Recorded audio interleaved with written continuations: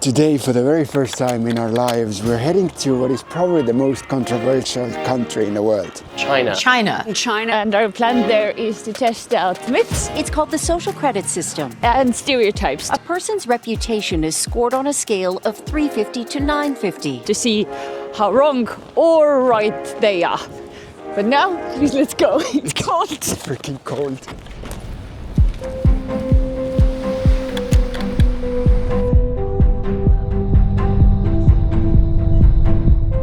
"4:40 in the afternoon and it's totally dark. I get it why birds leave Northern Europe in the winter.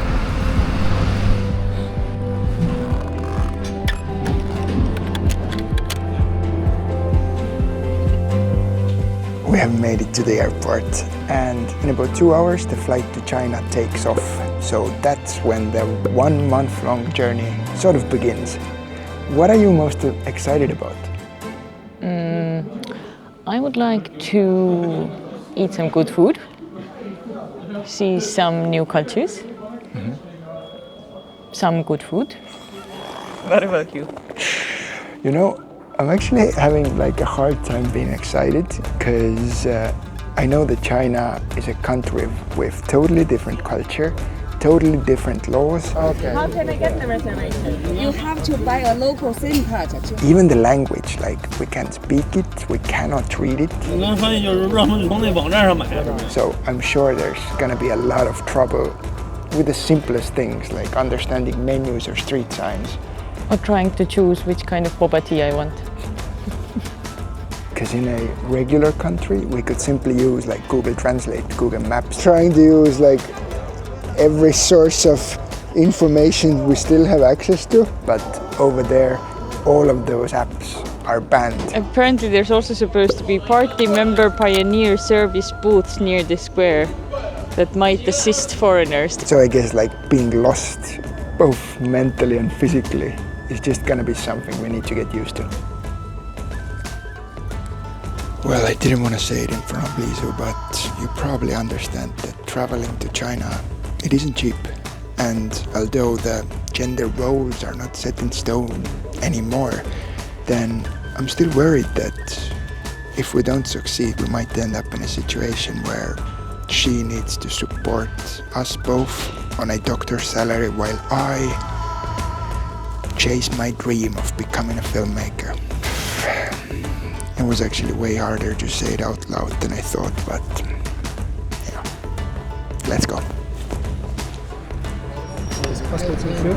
Perfect.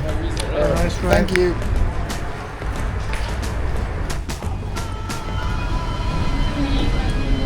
ENG.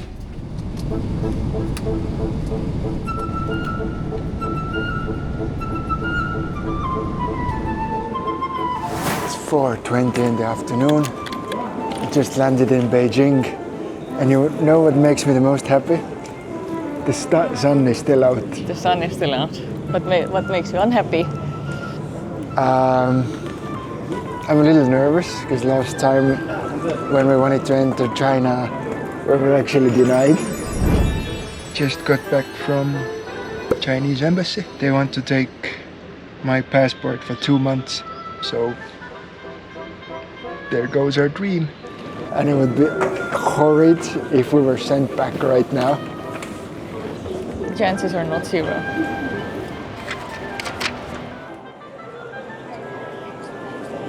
They let us in. They let us in. So now we need to find a way to get to the city itself from the airport. Yes, and I feel like my body at the moment is not a temple. It's a hut behind a dumpster. This is how I feel. That's what airports and sleeplessness does. There's like 3 different ways to buy subway tickets here. I don't understand any of them either. I think we just need to go for one. Yes, Are we here right now? I think so. Terminal 3, we are at And we need to go here. Tongsinen. Okay. Select quantity of tickets. Okay. Nothing's happening. Maybe we try a different option. Maybe we try again. Okay. Page not available. Okay. Stuck in same place. Oh god. Let's try a card. Why is this not working? Okay. Start from the beginning. Return. Oh my god. My gosh. Okay. We held up the machine for so long. Let's do this one again. We can try. Ah!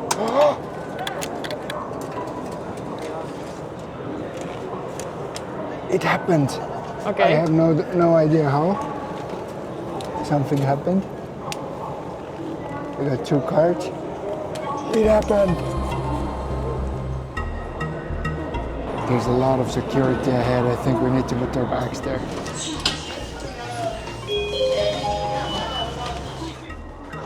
Where's the QR code? I think you're supposed to enter it somewhere. I'll try.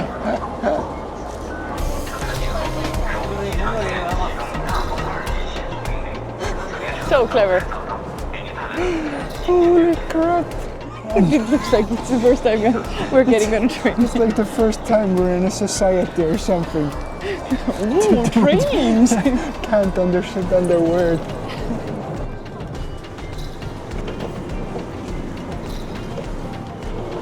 We just had a passport control just leaving the metro. Very confused. But we're also very confused about everything because we're just so tired. We've spent about an hour in the metro and finally Beijing. What do you think about the weather? It's as shit as at home. Yeah, I think it's about 5 or 6 degrees Celsius. So just over there under the red flashing lights, another passport control in 5 minutes. We were crossing the road and to get to the other side you have to show your passport. I think there's something we don't understand. The street is absolutely beautiful. The colors, the architecture style. Oh my god. Please tell me that this is the one. Is this the one? I hope so.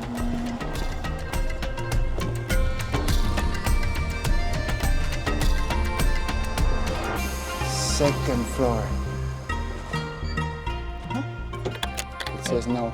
It is 7-9. Okay. Looks like an 8. This one. Let's try this one. Yes. So they gave us a lot of stuff from the reception. Why do we need 4 toothbrushes? Because you're dirty. He probably just, I was talking to him, he smelled what was coming out of here and he was like, enjoy. Enjoy! That's exactly what happened. But I guess what I wanted to say is that we came here to talk about stereotypes. And one idea of China that I had was like surveillance, that everybody constantly wants to know where you are.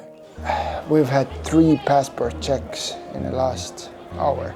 2 on the street, 1 in the hotel, and when they do it in a hotel, that means that they send it off to somebody. That's why foreigners only get to stay in authorized hotels. Well, you could stay at an Airbnb, but as the border notice thingy says, you are responsible for reporting yourself to the police, sort of that you are staying in this place.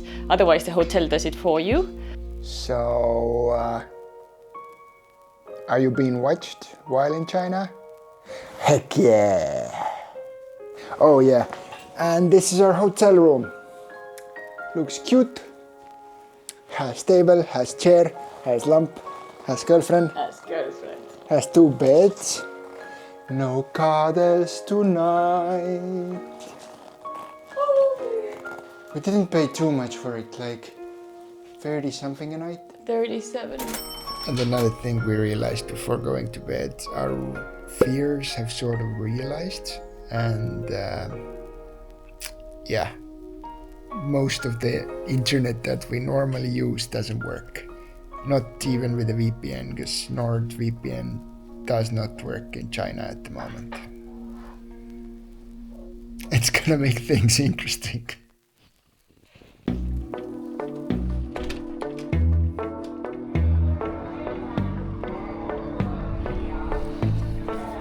Okay, it's pretty cool to be walking on the main street during the day. Like, we came in last night, it was dark, it was cold.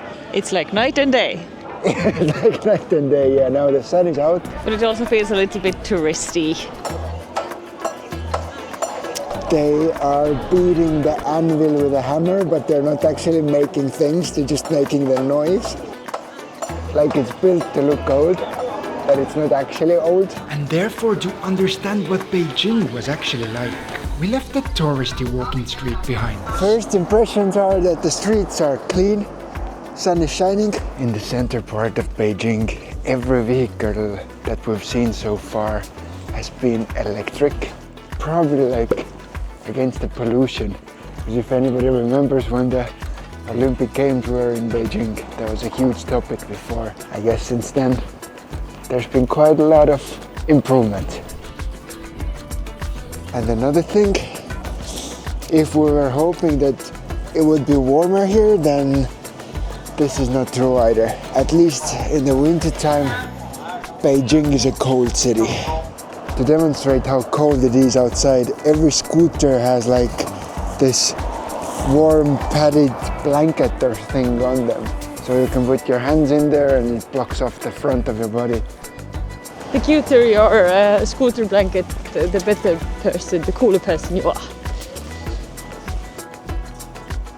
And now we're heading to the world famous Tiananmen Square. We'll see how that will go. So the square is right there, but it says it takes us 25 minutes to go around to actually cross for some reason.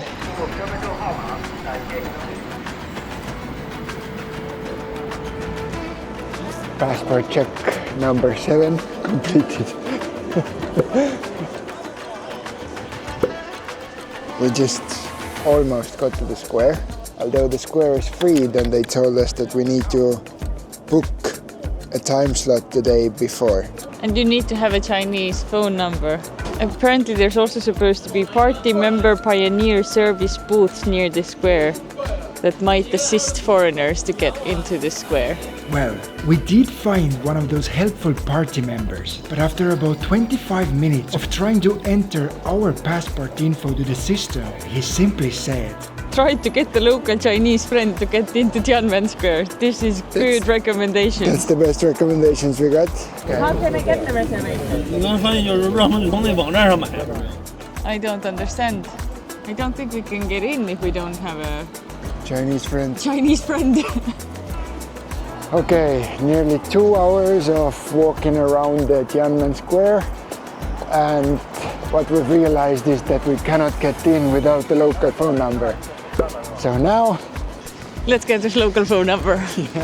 To be honest, I am a little frustrated by all of that situation, but it reminds me of India a little bit, that the system is made for 1 billion people and the tiny fraction of foreigners is just not part of it. it works perfectly for the locals, but if you're a tourist or an outsider, I really do feel like a baby or like a toddler. You don't understand the culture, don't understand the surroundings, can't read a word. Do you speak a little bit English? No? Tourist SIM card. Tourist SIM card, yes. This package does not include international text and voice messages. And to access American-made apps, you need a VPN. Hooray! Hooray! We only went to 4 locations, but this one was a real one. But once again, like we went in there, we understood that we don't speak the same language. Which is fine, they're so used to it. It takes like 2 seconds. She has her phone out and just all the communication was through it. So the stereotype that locals don't speak English in China is definitely true. But with modern technology, it really isn't a big problem. Oh, I should also tell you that if you buy an eSIM, You don't need a VPN. I love BJ is supposed to mean I love Beijing. Somebody should tell the marketing department. Okay, so we got the SIM card and I tried to connect my WeChat to the Chinese phone number, but it says I need a Chinese friend to use it. To activate the thing that we needed now, SIM card isn't enough. You also need a friend that would vouch for you. So now, our purpose was clear. But of course, making friends on an empty stomach is never a good idea. And therefore, we made a quick stop. So we're sort of trying to figure out what's in the food menu or food pictures. And I've used the local translation app twice. Soy sauce is sweet for young adults. And the whole plan was to figure out if that's chicken or not. I think we have a game plan. I'm simply gonna make a picture of the menu and then we're gonna go there and show them the picture. Can we somehow take rice? Rice is there? Perfect. Yeah. We're good, thank you. The guy came to me and said, "Hello, handsome guy, do you need some help?" Okay, that was an experience, but you saw all around me. The locals were so helpful, and I think the thing that shocked me the most is that back home, when you go to a restaurant, usually bread and water is free. Here, rice and tea is free.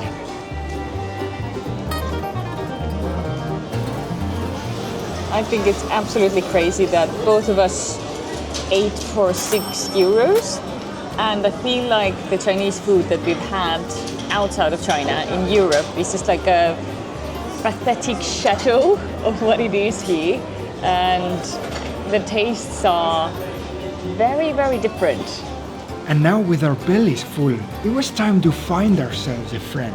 We've now made it to the Temple of Heaven complex and park. Walking here feels good. Although the streets were clean and pretty, then they were lacking trees. Looks super beautiful. The architecture. I love why it's been built for harvests and also the atonement of sin, because the people always have sinned. Super cool combination of colors, and when the sunlight hits it, they just sparkle. Even the people here seemed happy. One more? Okay, one more. And they were quite interested in us. When old ladies ask you to come on a picture with them, what do we say?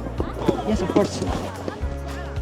But to find a person who would vouch for us was much harder than we thought. Yet while being here, there was one other thing that we managed to find out. So we got good news and bad news. The bad news is that nobody wants to talk to us about the social credit score on camera. Yeah, we actually had 5 people, and none of them wants to do it on camera. But we were actually able to have a conversation about the social credit score that has been mentioned in so many Western news outlets. It's called the social credit system, and in one version now being tested, a person's reputation is scored on a scale of 350 to 950. This is huge bullshit. Yep, this is exactly what they told us, and it doesn't exist. It's a myth, it's a legend, and why it came to be is because there was a couple of study groups and towns where they actually tried it. It was a disaster. So this is huge lies that we are made to believe about China. Yeah. A lot of things that we think are true actually are not. And this is why we travel. This is why we're here. Well, and after spending hours trying to find a local friend, we suddenly came to an idea. No, we already have checked in. We need help with WeChat. I have a Chinese number now, but I cannot use it because it needs a Chinese friend. Could you be my Chinese friend, please? Victory! We found a Chinese friend. We have a Chinese friend. I think we actually got the booking done. We got the booking done. We can go to the square tomorrow. Tomorrow. SpongeBob SquarePants. Probably shouldn't say this about the country's most important square, but I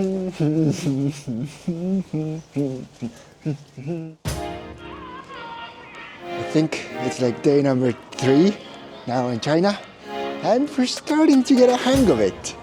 We have found ourselves like a routine. I have also bought myself a scarf, which I should have done the first night, but it's also a big day. Are you ready for another 5 security checkpoints? I'm not, but we are gonna go into it. We're gonna go there anyway, yeah. The line is about 500 meters long. It's so full of people. Benefits of being a Northern European, because I can always see where the line ends. It's like a clear view over. Got through one security behind us. And of course there's another one ahead.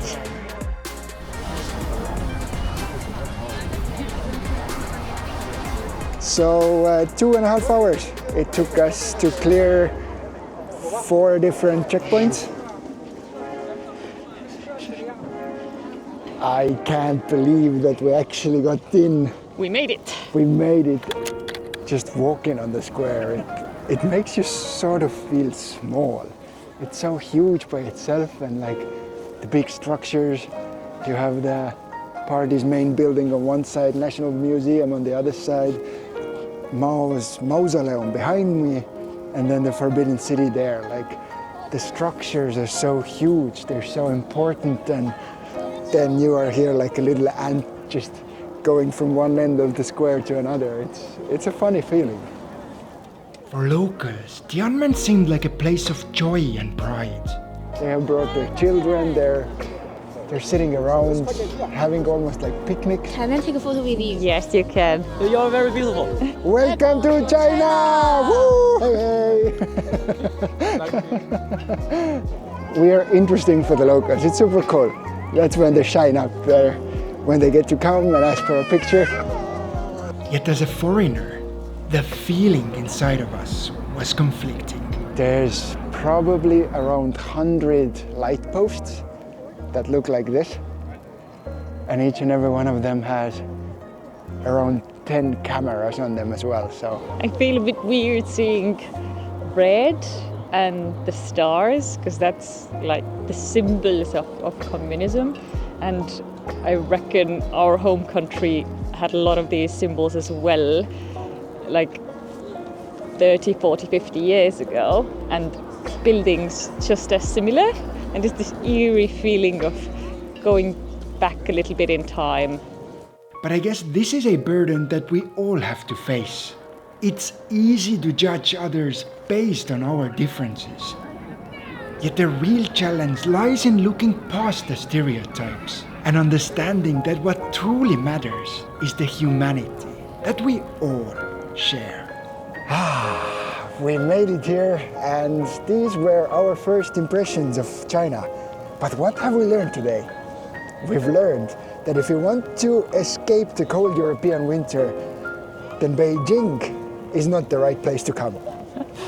We have also learned that if you believe Google Translate, soy sauce is sweet, or young and old.